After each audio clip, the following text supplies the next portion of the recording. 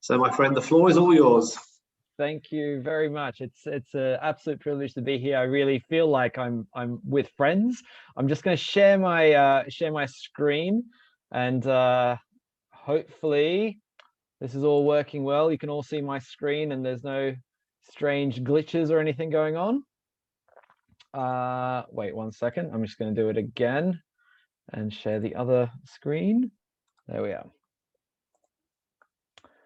So wonderful to be here. It's an absolute pleasure to be speaking to social entrepreneurs, people working in impactful businesses. I feel like I'm part of that community. I represent a network and a group of pioneers from around the world who have really led the charge, along with many others, on creating businesses in places, working with people that otherwise get left behind, working on issues that get left off the table, and making sure that the fruits of the global economy are shared more broadly. So I'm going to spend just a minute or two explaining who we are, because the fair trade movement it's an old movement. It's been around for a while, but also has different arms and pillars of it. And I would describe us, the World Fair Trade Organization, as a part of that really is the social enterprise heart of the fair trade movement. And hopefully that'll become clear over the next few minutes. So as Richard said, we were established in 1989, and essentially what was happening were the businesses and the social enterprises and the organizations who'd established the concept of fair trade, some back as far back as the 1940s and 50s in the United States, who were really looking at the mantra of trade, not aid, and saying, look, we need to set up businesses, we need to give economic opportunity to some of the places in the world where development has lagged behind. Those organizations came together in the 1980s and started collaborating and started saying, look, we've got something in common here. We've all established businesses that are mission-led. We're all going to places where, if you are taking a regular profit maximizing point of view, you wouldn't bother going to the slums of India or to the refugee camps of sub-Saharan Africa. You wouldn't bother with some of the marginalized hills and mountainous areas of Latin America or the Nepalese foothills. The returns on investment aren't high enough. But what we're doing as a community of enterprises is creating businesses that are viable, that might not be profit maximizing, but they're viable. They're standing on their own 2 feet. And importantly, they're demonstrating how you deal with some of the most marginalized parts of the planet. So that's what these businesses and enterprises had in common. Some were retailers, some were importers and wholesalers, some were brands, and some were producing enterprises spread around the world. And they came together and they formed the World Fair Trade Organization, and we've existed since essentially as a cooperative of those members. We've got about 450 now, spread across 76 countries, all together, including some of the NGOs that supported, and 350 of them are the social enterprises that trade and produce products that are sold around the world, and their collective turnover is about 760 million euros. So that's us in a nutshell. That means essentially I've got around the world about 450 bosses, because we're owned and governed and controlled by our members. But quickly, to also describe where we fit in this sort of spaghetti bowl of certifications and organizations that are verifying businesses and the mission of enterprises around the world. We're a bit of a hybrid, because on the left-hand side, you see all of the commodity certifications that have come up. You know, the Fair Trade International model, the Rainforest Alliance model, Naturland Fair in Germany, for instance, UT certification, all these certifications that have come up and to say, look, you as a business might not be fair trade, or you as a business might not, be completely defined by some of these principles, but what some of your products might be, or some of the ingredients in your products might be. And that's very much focused on the products and the supply chains that lead into them. And on the right, I think there's a growing number of organizations and institutions that are verifying entire businesses, that are saying, forget your products for a second. Why do you exist? Who are you? What's in your DNA? And we're a hybrid of the two, because we ask questions and we verify if an organization has really set itself up for the purposes of the fair trade principles. And we also look within its supply chain. So we verify, look, is this being rolled out in practice? Are the people making the products, the communities involved in the production, are they genuinely benefiting? And is this at the center of your business model? So a system has sort of developed over the course of the last 30 years to verify that based on peer reviews and audits. But essentially that's our sort of hybrid structure, and that's where we fit within the broader spectrum of certification and verification. So on the left, for instance, many of you would know the Fair Trade International logo, and that's really about, for instance, the cotton in the sweatshirt. That might be a H&M product, that might be a Marks and Spencer's product. It doesn't really matter who the business is that's marketing it. It's about the specific component that's in that product, or it might be the cocoa in the Kit Kat. Or the sugar in the Kit Kat that's fair trade certified. That's not us. That's not what we do. What we do is on the right. So we say, can we have a chocolate brand where the production, the processing, the entirety of it, all of its components, all of its ingredients, and the entire business model is founded on benefiting the poorest people on the planet. And that really is agnostic to what the production is. It can be a chocolate bar, it could be a garment, it could be a piece of furniture. It doesn't really matter, because it's about who you are as a business and how you're practicing across the entirety of your model. So that's us. I hope that all makes sense. I'm happy to take questions later, but I want to zoom out as much as possible out of that, actually, into a big helicopter view, and really ask the very big question of the planet that we're sitting in. We're sitting on a planet that has an ecological ceiling. It has a specific carrying capacity. It has a particular amount of activity that we can perform before we start degrading it. And that's in terms of climate change, but it's also in terms of pollution and ocean acidification and land conversion and biodiversity. It's a complex set of planetary boundaries that we're hitting up against. And we've also got a bunch of human needs.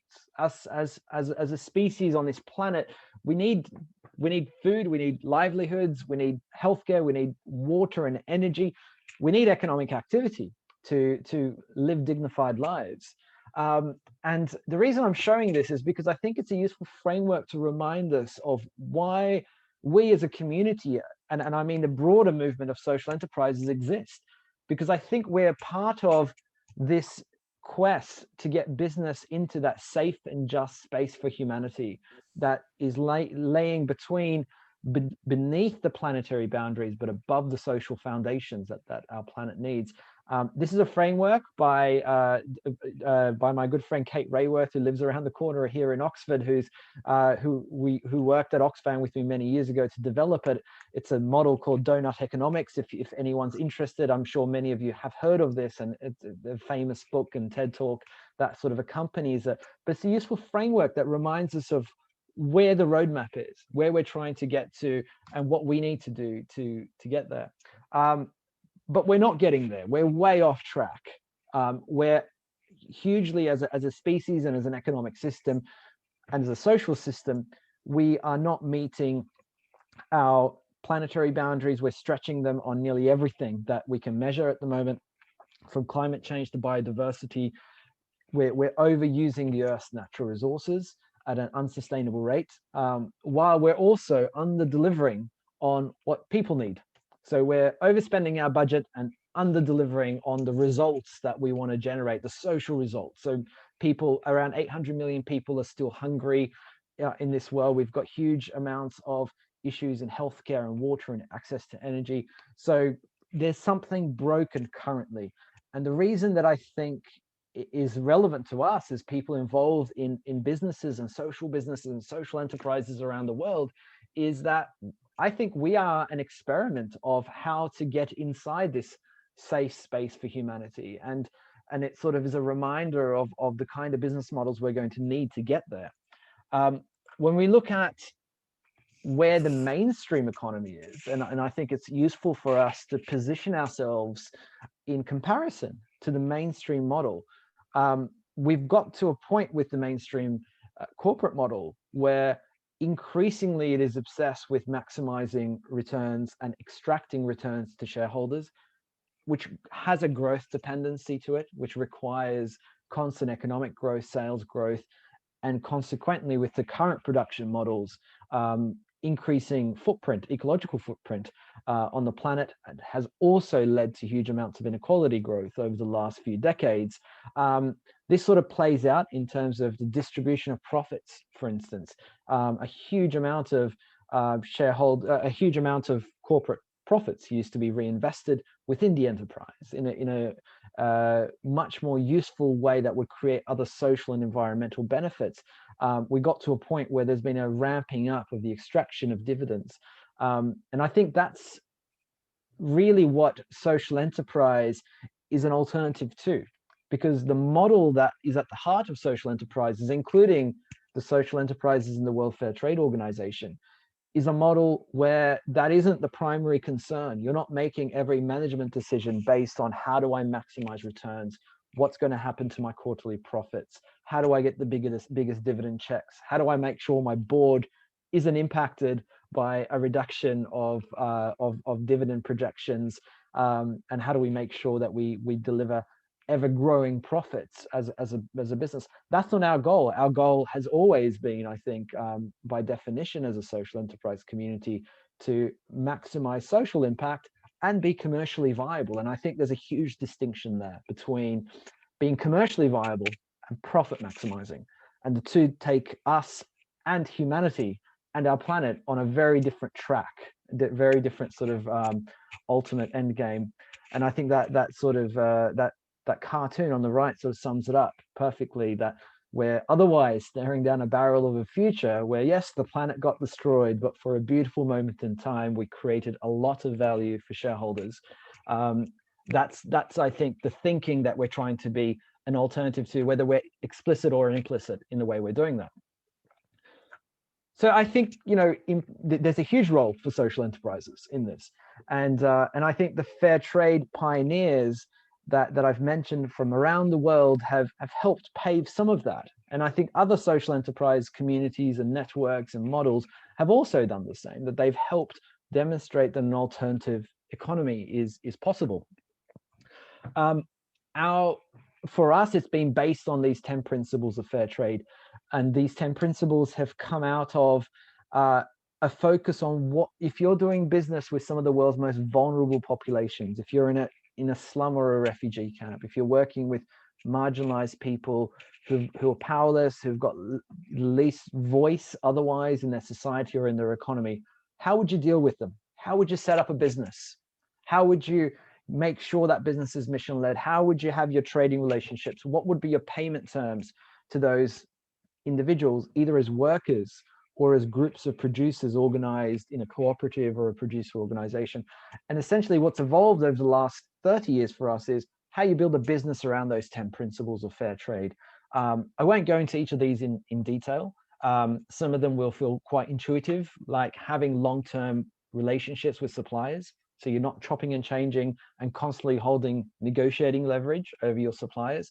Some of them are about your pricing and making sure that they allow for the cost of sustainable production, and that it's a collaborative process where you're trying to make sure that everyone is paid enough to live a dignified life and earn a living wage. But overall, I think these are intuitive things for any social enterprise dealing with marginalized communities. And our model is really looking at the mission and structure of the business. How is it set up? Has it structurally embedded in that mission primacy, not just the consideration of social or environmental impacts, but making sure that's at the heart of the enterprise. But then translating that into trading practices. So if that is your mission, how would you behave towards your trading partners? How would you, as I mentioned earlier, get your costing and your pricing? How would you have your contracts in terms of long-term commitments? And once you get that right, what you end up having on the ground are the impacts, including the improvements in human rights conditions, because then you're able to have the long-term relationships that foster much more positive business environment for producers, which then allow them to put their own workers on long-term contracts. So there becomes a little bit of a virtuous cycle that develops But the mission and structure, so that the centerpiece of the social enterprise question is very much at the heart of this model, and it wouldn't work. You wouldn't be able to get a WFTO member to work the way it does if it wasn't a social enterprise, because it would otherwise pick and choose where it did it. It wouldn't do it universally. It would, in some places, say, look, it just doesn't pay. Doing it this way doesn't pay. The returns aren't good enough. The risks are too high. But you would do it if you're a social enterprise. So some of the things that we've seen structurally that I think help unlock this question are probably fairly obvious to many people on this call and this group, in terms of looking at the board. Who's on the board? Who is represented? Whose interests are represented? Whose voice is heard on the board? And most of our members have got, and we allow them to innovate, because it's not prescriptive. It's not saying workers must have this many seats or local community groups must have that many seats, but it's up to them to demonstrate to us that, look, we've set up our business to make sure that the board has got the right stakeholders represented, and that's appropriate both commercially but also for our context. The governing documents are often important, especially for larger businesses, and especially for those in jurisdictions where this is particularly enforceable. And as I mentioned, we're in 76 countries. So in some places, the legal frameworks aren't necessarily there to have a social enterprise legal form, but you can always change your governing documents to make sure that the social mission is given priority. This doesn't mean that people are going bankrupt in order to pursue a social mission. In fact, quite the reverse is happening, because a bankrupt social enterprise is no good for anybody. But there's a difference between that and delivering maximum dividends or maximum profits. And then the third is around, where do the profits go? Are the profits going for the social purpose and the social mission? And that's important for two reasons. One is it allows any of the surplus to be reinvested back in the business, but perhaps much more importantly, it changes the paradigm that managers are operating under. That if the end surplus is going to go, some proportion of it's going to be reinvested anyway, then you don't have to profit maximize. You might be making day-to-day decisions that are having greater social impact that might reduce your profits, give you viable profits, but reduce your profits over time. And it really changes, I think, the frameworks and the goalposts within social enterprises that we see around the world. Last year, we launched a piece of research with a range of universities who were really interested in these models. They said, well, these guys have been around for several decades. Let's see what sets them apart, what allows them to work in some of these contexts and apply a social enterprise model. What they found is that across our membership, 92% of the profits are reinvested into the social mission. They also found that the majority of these enterprises are led by women. Now, this is quite remarkable, because it's not a requirement. We don't say you have to have a woman CEO or you have to have majority women on the board. But what we found is that when you require a business to focus on its social mission and to operate in a much more collaborative way with its trading partners, it has this side effect of having more women in leadership. So the majority of CEOs have as a sort of side effect, ended up being women. The majority of board members are also women, by the way, as are the majority of senior managers. And that's in stark contrast to the mainstream economy in even the most advanced countries, let alone in some of the more patriarchal societies that these social enterprises are working with. A third and really surprising finding was that they're more resilient. That's not because these social enterprises are more profitable, but they're more persistent. And we found this in the last 12 months as well, when the pandemic hit, that during times of crisis, they're finding ways to persevere. That maybe if profit maximization was your goal, you would fold your business, you would sell off some of your assets, you would close up shop. But if you're embedded in your community, if you're from the beginning we're focused on your social mission, you find a way to sort of get through crises, that you don't close up And you also have longer term trading relationships that let you sort of lean on each other in different ways and collaborate to get through crises together. And the pandemic's been a huge crisis. I'm going to mention it in slightly more detail in a few minutes, but it's certainly not the first crisis. I mean, most of our members are operating in war zones. They're operating in refugee climates. They're operating in natural disaster areas. They're used to crises. They're deliberately drawn to those areas where other businesses aren't going in order to set up businesses that serve local communities. So for them, it's that resilience point has always been at the center of who they are. And the fourth was that they are, the vast majority of these social enterprises are deliberately and actively sacrificing at times financial goals to pursue social or environmental goals. Though what's critical is they retain commercial viability. So rather than optimizing every management decision to get to the highest bottom line or the most beneficial bottom line, there are deliberate and active attempts to say, we will make less money on this product, but we will continue to work with that producer group. We'll continue to work with that supplier over the next 10 years. We will make a deliberate decision to use natural fibers in that product because it's better for the local ecosystem. We will invest into dyeing fabric models of production that mean that the local waterways aren't contaminated, even if the end consumer isn't rewarding us for this and we're not getting a premium. So sometimes they're making those sacrifices within the business that retain commercial viability but pursue social and environmental goals. And I think that's quite an important paradigm shift when we look at how these kinds of social enterprises maybe differ from conventional businesses. As I mentioned, women's leadership is a huge this point of distinction, and across the board there are much higher levels of women in decision-making positions. But what we've also recently discovered is even though the primary objective of all of these social enterprises is to serve local economically marginalized communities, local producers, local artisans, workers, farmers, they end up making decisions to also prioritize ecological issues, environmental issues, because usually the two are intertwined. For instance, in Tanzania, one of our social enterprise members, Chaco, is they use products, they create products out of garbage that they collect from the beaches, from the tourism industry. There's a huge amount of natural products that are used across our world. In Bangladesh, another example that's not listed, Prokriti takes water hyacinth out of the waterways, turns that into paper, and the driving force behind that is the local community told them that water hyacinth is blocking the waterways. Can we do something and turn this into a livelihood opportunity?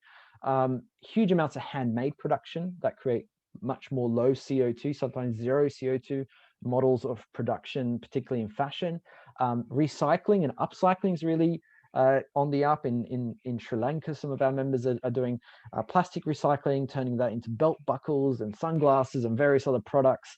But the key bit here is that the ecological issues often impact local communities, particularly rural local communities in developing countries, in a much more explicit way. And when you focus on social issues, you often end up creating eco-friendly products as well. So the two often do go hand in hand. But I think what I've been describing overall is that this is essentially an alternative to the profit primacy models of business. Now, I've been deliberate in actually being a bit of a misrepresentation of the scale here. The left hand, the profit primacy models, including my former employer, Procter & Gamble, and many businesses I've worked with and enjoy working with over the years, they're obviously much more dominant in terms of total turnover, in terms of market capitalization, in terms of just market share. They're much larger than the social enterprise mission primacy models that I've listed on the right. But that dichotomy, I think, is quite clear once you get to a point of saying, what is your ultimate priority? Is it profit primacy or is it mission primacy? And I think that distinction often gets blurred as we see more and more profit primacy businesses also see that at times it is more profitable to be socially or environmentally more sustainable. And that's wonderful. And I think we promote that, everyone promotes that, and we should applaud that where possible. But we also need to be deliberate about promoting those mission primacy businesses that will focus on those social and environmental solutions, even when that doesn't pay, even when it doesn't grow the bottom line, even when it doesn't create the reputational or the brand benefits that justify it for a profit primacy business. So what does this mean, though, in terms of how we get more of those businesses on the right-hand side of that scale? You know, how do we get more of those mission primacy, social enterprise models, social businesses, cooperatives, other kinds of models that really are impact-driven? Well, I think we need to look at also the business ecosystem.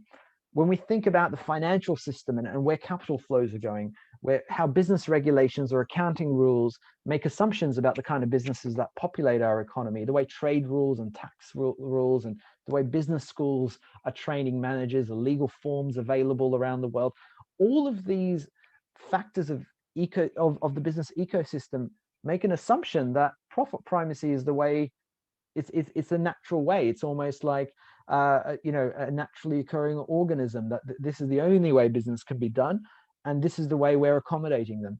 And I think it's a testament to the perseverance and the grit of social entrepreneurs around the world who are operating in that ecosystem, in an ecosystem where financial players are not trained to provide the kind of finance that social entrepreneurs need, in a system where regulations or legal forms don't really allow for what they're trying to do, and they're doing it regardless. So I think the bigger point is that if we, even without that business ecosystem change, look how much we've achieved as a social enterprise movement. Imagine if we can reformulate these rules of the game, these broader factors that are determining the kind of businesses that are both growing and thriving, the amount of the global economy that would be taken up by social enterprises. Now, the final reflection I want to have is COVID and the pandemic and the way that that's impacted the social enterprise movement more globally, including the fair trade enterprises that are at the part of it. And one amazing example, inspiring example we saw was in Asia. Our members came together within days of the pandemic really starting to hit across the region, and started realizing that, look, we need to pivot production. And these 18 organizations that are listed on the right, they came together and shared product designs. They shared information about customers. They were on daily calls with each other, experimenting with how to get to the right specs of mask production and other PPE production. The levels of collaboration that happened there between businesses that would otherwise see each other as competitors, but were completely open about these issues, I think was a huge competitive advantage for them.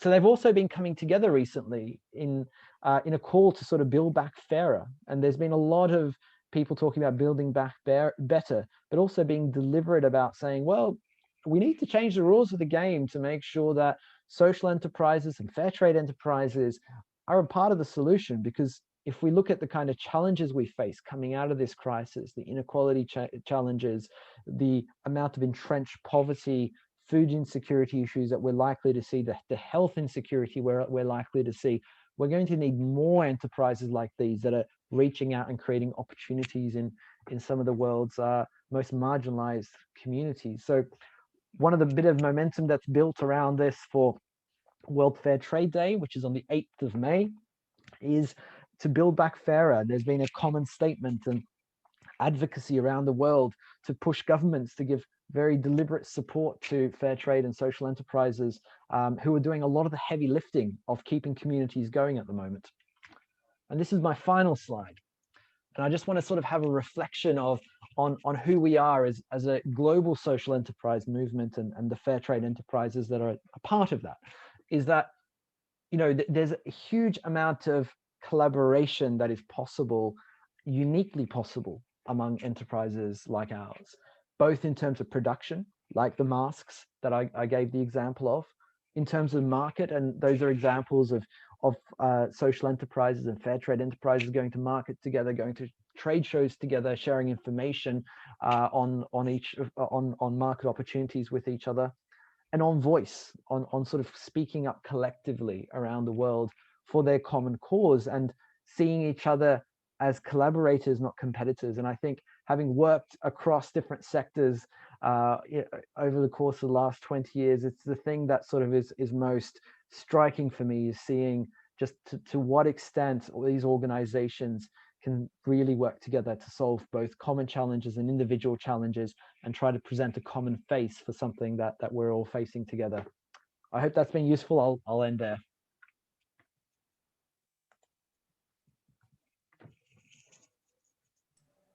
Thank you so much, Erinch. That was absolutely fantastic, hugely insightful.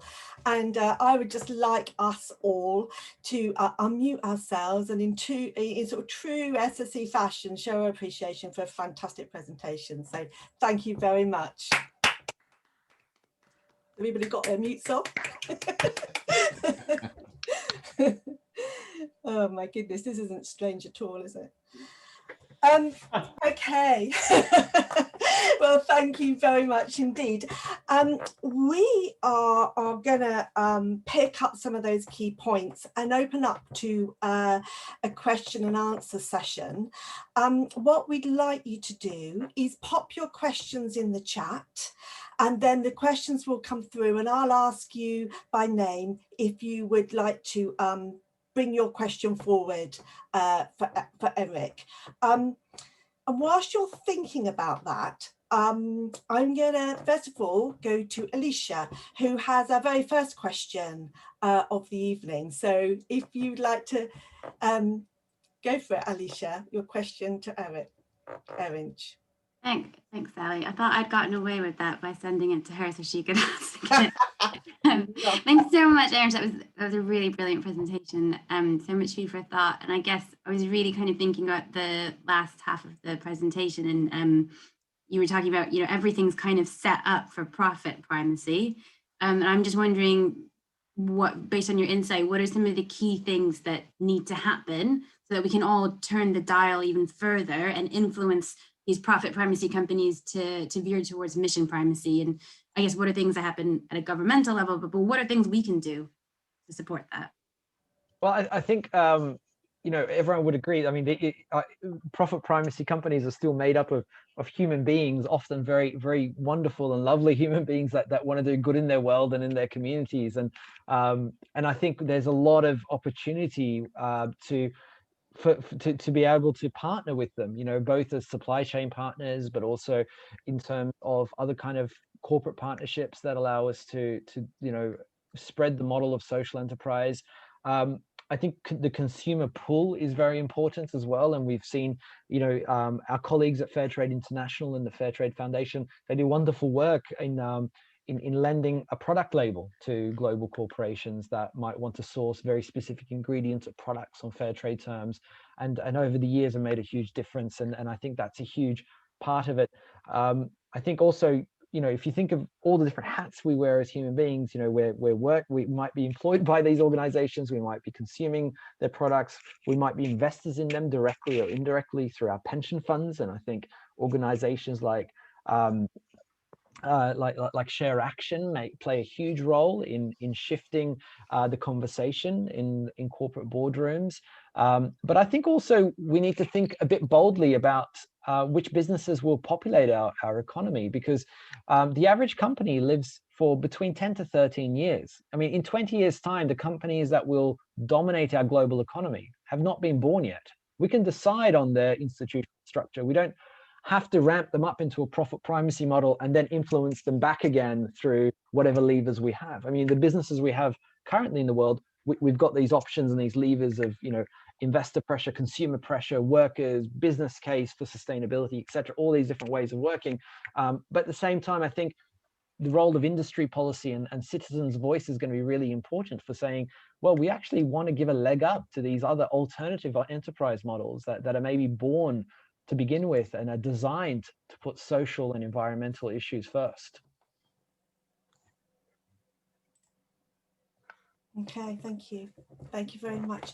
Ali, can I pass to you, please, for your question? Hi, Erinch. Superb presentation, really enjoyed it. I suppose what I'm interested in is the movement is resilient as hell, as in it's been going for decades, but it really struggles to scale. And I assume that's to do with sources of finance.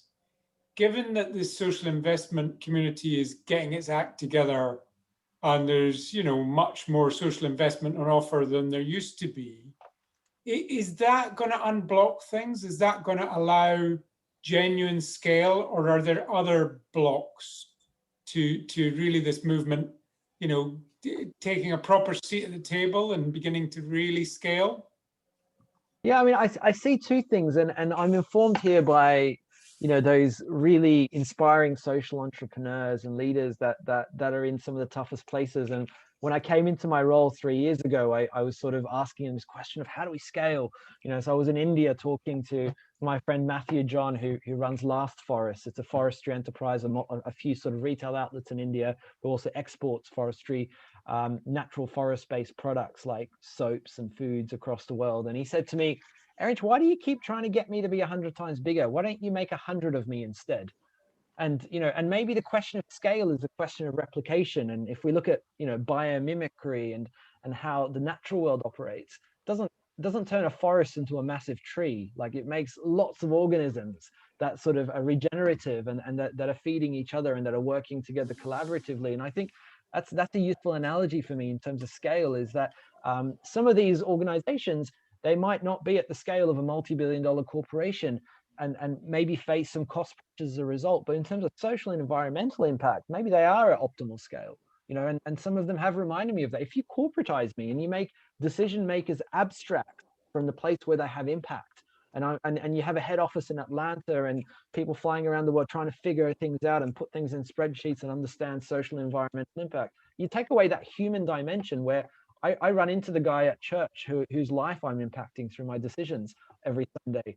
And I'm at the right scale. You take me out of that community as a decision maker, this isn't going to be the same social enterprise anymore. So I think there's a question of what do we mean by scale? And I think replication has got to be a much bigger part of that answer, but also how do we shape social investment so that it doesn't start with the premise of, okay, I want to invest in something with social impact. Now, how do you meet my criteria as a social enterprise? But how do I structure this finance from the outset for the needs of a social enterprise? And I think a lot of impact investing has gotten that wrong, and it has actually come in with a mainstream finance approach and saying, there's not enough deal flow. Well, partly because that finance hasn't been designed for the needs of the social enterprise in terms of timing, in terms of expectations of returns, etc. So I think that there's still a journey for social finance to go. But I think you're right that is the key thing, because essentially as social entrepreneurs, we're going to the global financial markets and saying, we'd love your investment. We're not going to make you our priority. Social and environmental issues are our priority. So there's a natural mismatch there that needs to be addressed through very different kinds of financial players. Fascinating. Thank you. Thank you, Erinch. Thank you, Ali. Hannah Corbett, I can't see you, but I know you're there. Do you have a question, Hannah? Hi, yes. There you are. Thanks for your presentation. My question is, I noticed in your presentation you put B Corps in with social enterprises. What do you see as the main similarities and points of difference between these two movements? It's a $1 million question at the moment. B Corps have done so well in sort of spreading around different places in the world with thousands of B Corps now. So I think it's really insightful to pick up on that. But I don't think B Corps are by definition social enterprises. I think the starting point is, how do you take a corporate model and make it consider, I'm talking about the system, not the individual. There'll be individual B Corps who are social enterprises. A lot of our members are B Corps as well. I think I can count at least 7 or 8 off the top of my head who are B Corps, as well as WFTO Fair Trade Enterprises, as well as other hats they wear. So, lots of people are in lots of identities at the same time. But I think my informal take on what the B Corp proposition is how do you take a profit primacy business and make it have a more balanced agenda and make it consider social and environmental issues. Whereas the starting point of a social enterprise is, You design something around a social and environmental issue being at the forefront, and you make it commercially viable. So I think that they're coming at it from different angles, and eventually I hope the two meet. But at the same time, I think it's important to keep that distinction and not to blur, the fact that Danone has become, or subsidiaries of Danone have become a B Corp, which is wonderful. We need that journey. We need subsidiaries of, bits of Unilever becoming B Corps. That's wonderful for the world and wonderful for the narrative as well of the direction of travel of business. But it is a fundamentally different thing. This is a kind of enterprise I was just describing, who put all of their profits back into their social mission, who are operating from a design of being a social enterprise from the outset. I think that distinction does still need to be retained, and both journeys need to be promoted alongside each other. Okay, Hannah. Yep, thank you. That was brilliant. I totally agree. Thank you. Thanks very much. We now have Mr. Babs. Question? Yes, that is me. Oh, there you are. Hi, yeah, I'm here. Most of you might not know me. I am the founder and CEO of Fresh RB. Most of you know Kandwani, who is on the SSC program. So I just thought I would jump into this meeting because I heard who was speaking, and I thought I would love to hear what he has to say. Amazing presentation, by the way. I loved it. And my question is simply, I think most of the presentation have been about products. I'm not sure, maybe I've missed out in some part about the service industry, but from your experience on a global scale, what service industry has really stood out as a blueprint from the mission primacy perspective, and what makes them a really good example? I mean, I can tell it's a really topical question, because actually just earlier this week, I was on the phone to an organization called Startup Lions in Kenya, who runs IT digital services, and they set themselves up as a social enterprise that is focused on creating opportunities for people from low economic backgrounds across Kenya. So they train people in various digital services, and they've created an agency that is focused specifically on creating opportunities for those individuals. So they're going through our system at the moment, and the 10 principles of fair trade, and they're going to be audited soon, and we'll be communicating about it. But that, to me, that's an example of a services focused business that has embodied that, with beginning with where are the economically marginalized people, and how do we build a business model that is focusing and maximizing the benefits to them. But obviously, I mean, in the fair trade world, this is quite new. It's quite innovative. So is the plastic upcycling, and so plastic recycling, for instance, in India, the Plastics for Change joined recently, and they're organizing waste pickers to turn them into cooperatives, and then create a business model where where all the profits go back to benefiting them and turning that into recycled plastic. So all those sorts of innovations are happening. But I think in terms of services innovation, I look to the social enterprise movement more broadly, and see things like, cafes and things where you can see a real concerted effort to employ disadvantaged people, and all sorts of different sort of platform cooperative models that are now coming up as well in looking at issues like alternatives to Uber, for instance, that are coming up. So I think that there are these different things that I can see bubbling up in services.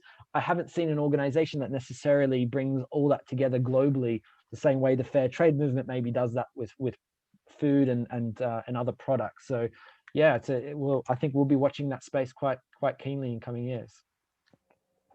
Cool, thank you very much. Thank you, Erinch. Thank you. Are you okay, Mr. Babs? Good? Yes, I think what you said, the last sentence you said is pretty much what it is. I think I haven't seen anyone that really kind of stands out completely. I think there's a lot of things bubbling up, and I just wanted to know, really. So thanks for that. Yeah, thanks for that, and thanks for the question also. Okay, moving on now to is it Mina? Mina?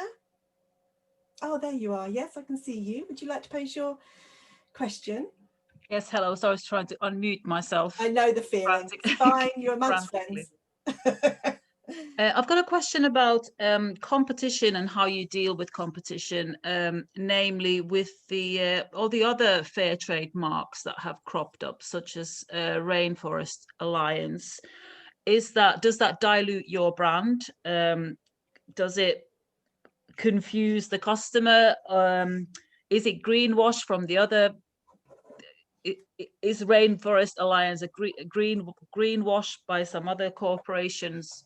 What's the impact of that on your brand? Ah, man, it's such a hard thing because I mean, all of these organizations and institutions are doing good things, you know, so you never want to critique anyone whose starting point is like, we want to make improvements happen, you know, and so I'm always careful never to critique another institution who maybe takes a different approach or makes different sort of trade-offs in that journey of improving social and environmental impact of business and supply chains. Having said that, because you can probably tell I'm setting myself up to say something a bit stronger on that front, but having said that, I think it is quite important that we recognize the differences that, you know, and consumers often don't have the patience to think through those distinctions. So they think, you know, often think that's just a guarantee of this being an ethical product or an ethical business. And I think there is it is a step down from a farmer's livelihoods perspective. It's a step down from the Trade International commodity system into Rainforest Alliance model in terms of the kinds of relationships and the kinds of social impacts and the kinds of income that farmers, particularly in the developing world, are getting through being in one scheme versus the other. They're run very differently. The Fair Trade International system, you know, half the control is in the hands of the farmers themselves.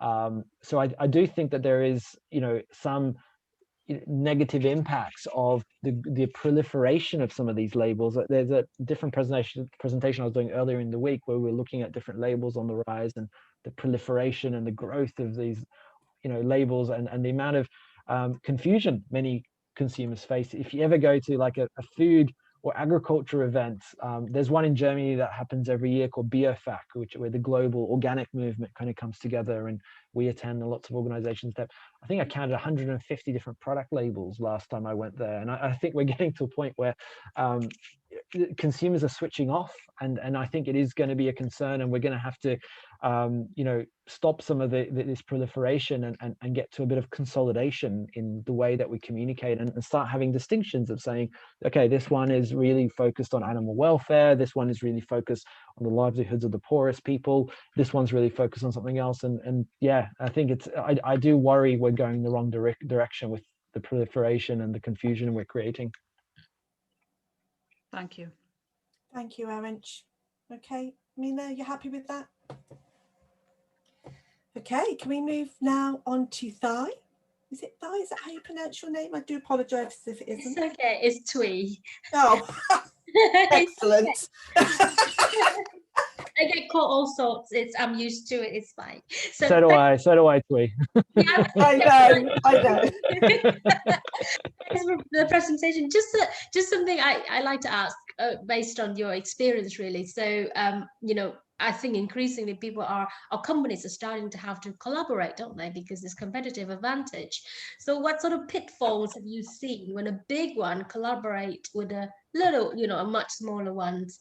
What, you know, I just want to see what your experience on that.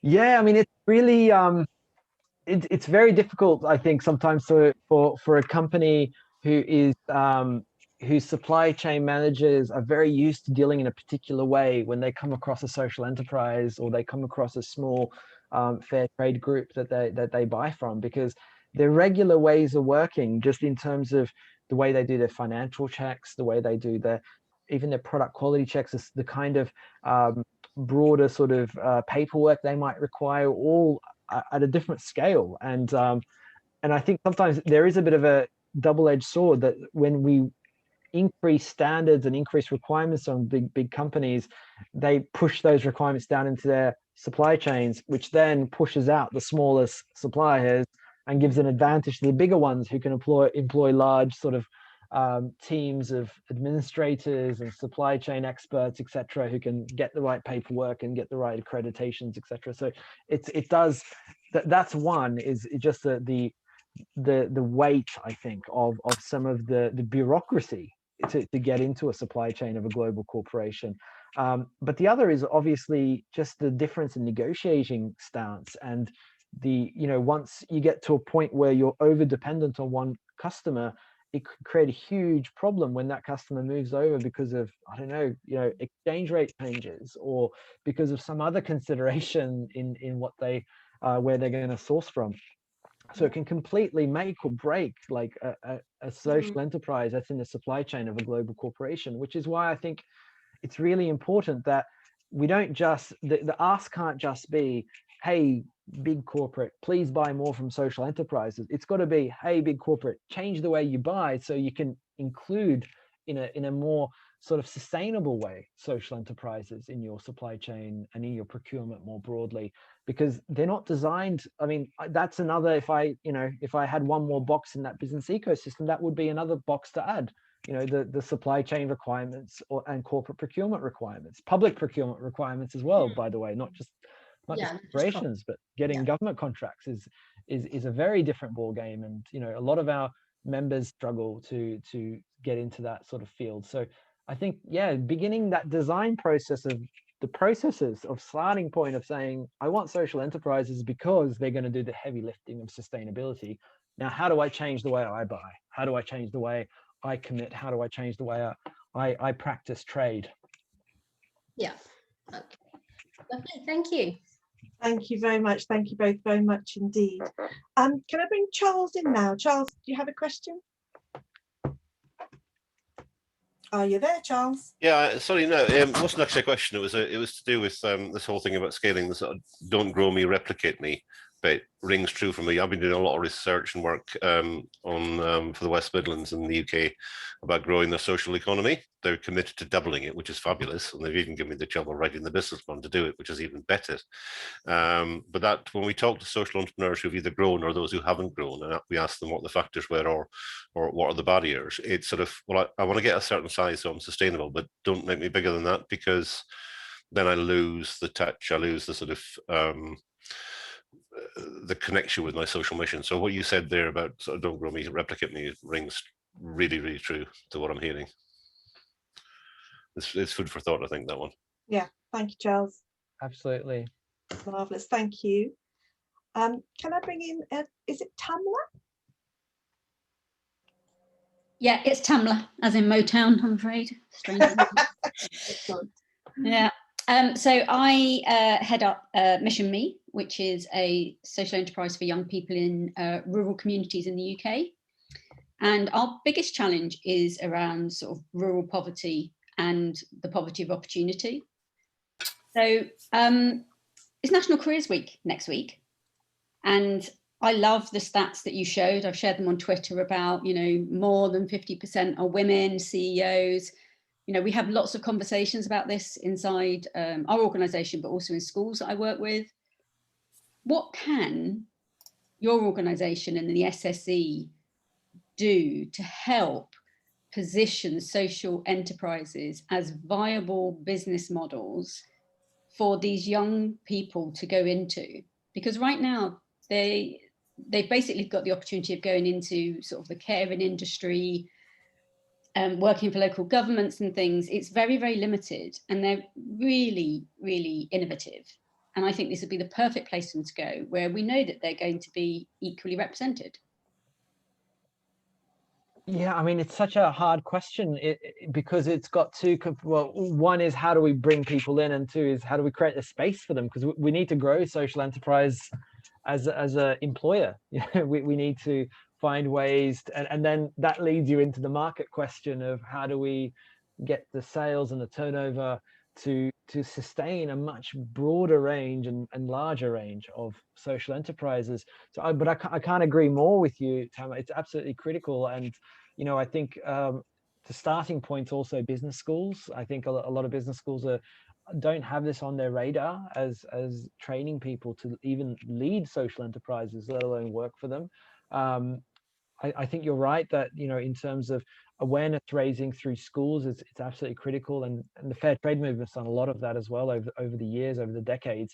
But I think the first step has also got to be, we've got to have a more concerted effort, and maybe that starts at a local economy level. It starts at sort of municipal and city councils who have much more of a vision to create local growth. And there's lots of these examples out there. I mean, the Preston model gets talked about a lot in the UK, but if you look at through Europe, whether it's, you know, the Catalonia or the Madrid regional government, like there are lots of the Basque region, there are lots of local economic development projects that are creating a proliferation of social enterprises and being very deliberate about saying we're going to have the procurement that's going to give them the right pull, we're going to have the social finance providers, we're going to have the education and training, and it's working in lots of places around the world. So I think a part of that answer is also the role of government in fostering a growth of social enterprises.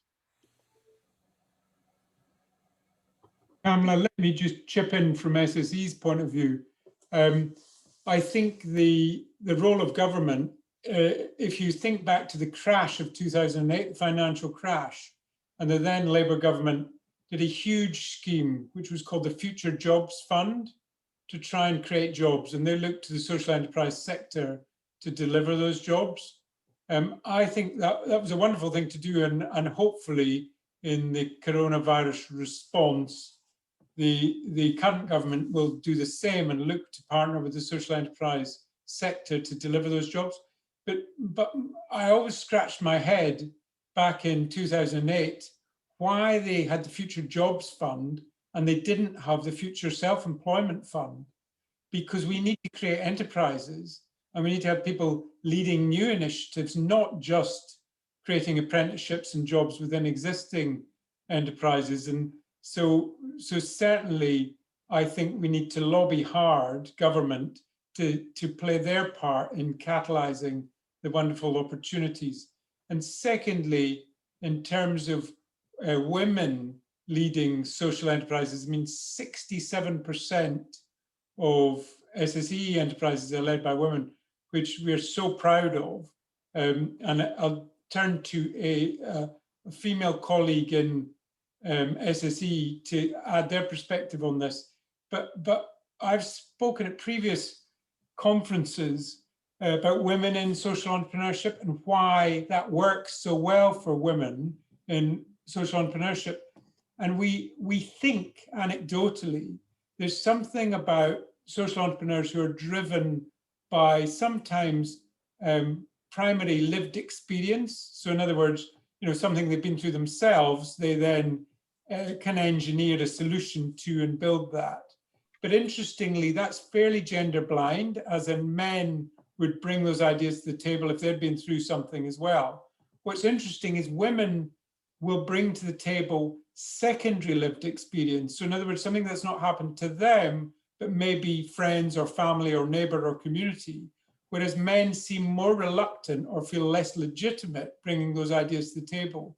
So it's unsurprising probably to the women in the audience here to hear that women's kind of sphere of interest and responsibility is a wider lens, if you like. Now we don't have too much data on that, but we are interested in exploring it more. But I'd love to turn to female colleagues in SSE and hear anyone whether they think I'm talking nonsense or whether they would back me up. Tracy? Sue?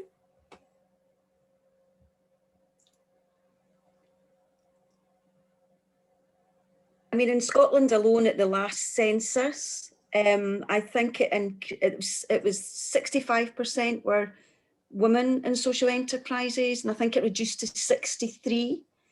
But you know, many of the colleagues that I work with in the social enterprise sector in Scotland, they are women. It's women that are leading the organisations, are at the fore, and we ourselves up in Scotland are trying to create our own network of support for women to champion our cause as well. Don't know what the rest of our colleagues are saying. Yeah, I'd echo those stats for us in Yorkshire and North East. it's something sort of ironic, isn't it, that when we think about the diversity of our cohorts, that actually one of the things that we're also thinking about is how can we make sure that we've got that gender balance and we're getting, you know, a variety of focus and interest coming into our cohort. So yeah, agree. Okay, thank you. We're running close to the wire here on time, so I'm just we've got a couple of questions left, and I'd like to move us on if that's okay. Fascinating conversation, but I'd like to move us on and ask Lee if Lee, would you like to raise your question to Erinch, please? Erinch, please. Thank you very much. Fascinating evening. Really enjoyed it. I'm just wondering, from your experience, what builds organizational resilience the most in social enterprises?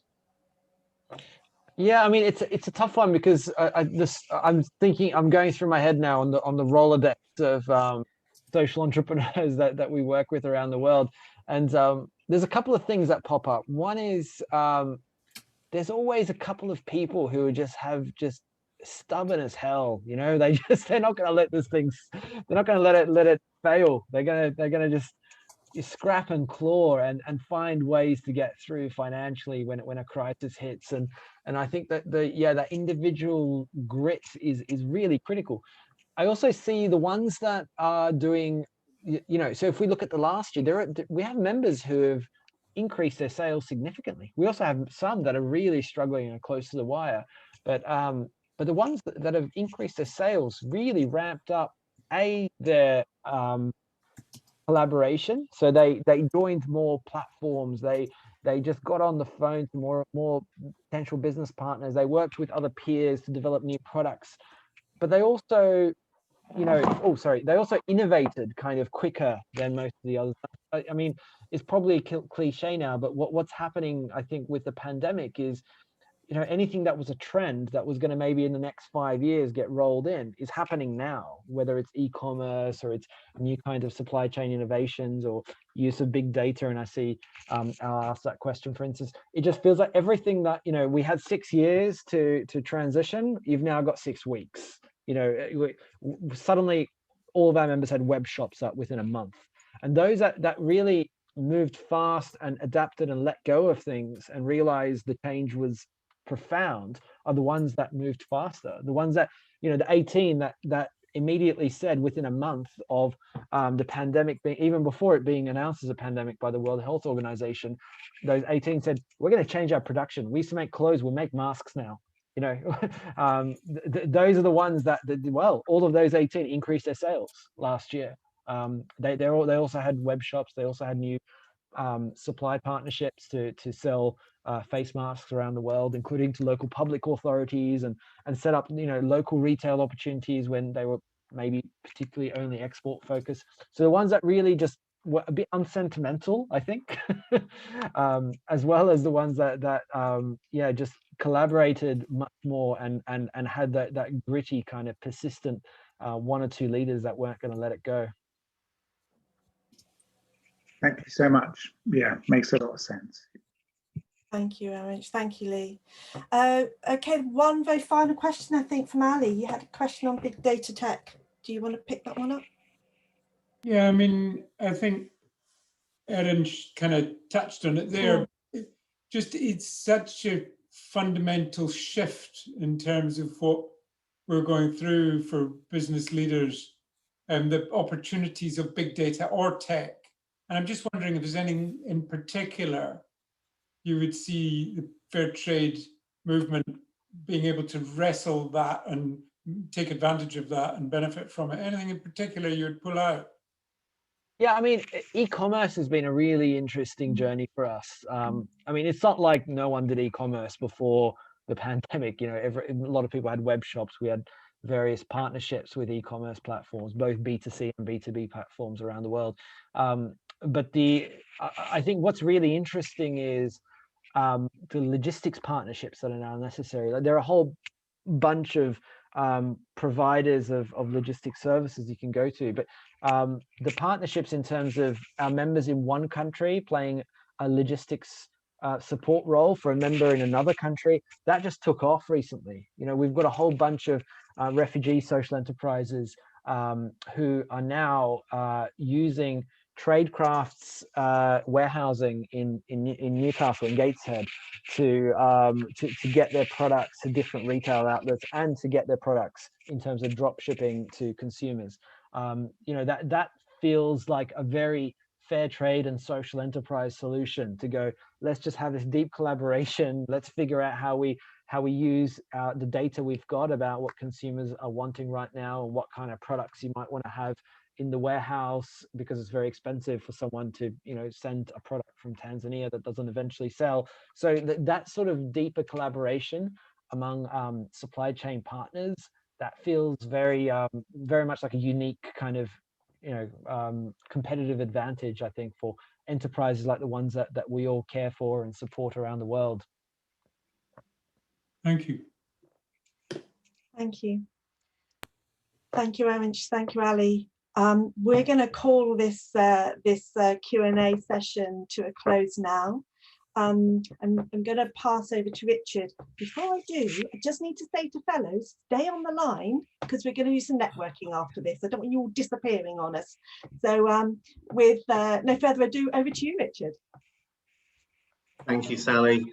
Well, I think it just falls to me to say a massive thank you to Erinch for what was you know, a fantastic presentation, and thanks also for answering those questions so well. I know in sessions like this you never quite know what's going to be thrown at you, and there are some great questions in there, and you gave some great answers too.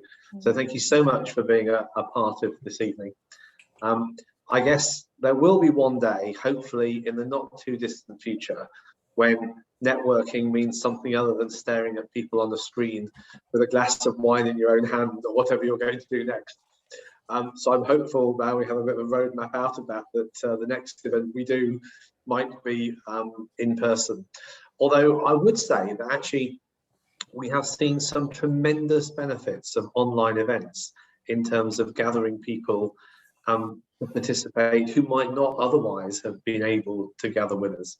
So thank you to all the fellows, trustees, the social partners, the members of staff on this evening. Thank you for making it such a great event, and we look forward to seeing your face somewhere soon. As I was heard actually in a Zoom conference earlier on today, someone said, well, I'm really looking forward to seeing your legs again, Richard. I'm not quite sure why they said that, and they certainly might be disappointed if they do. But anyway, lovely to see you all, and I'm going to hand it back to Sally. Thank you. Oh, thank you, Richard, and a huge appreciation. Please unmute yourselves for Erinch Sahan. Thank you very much.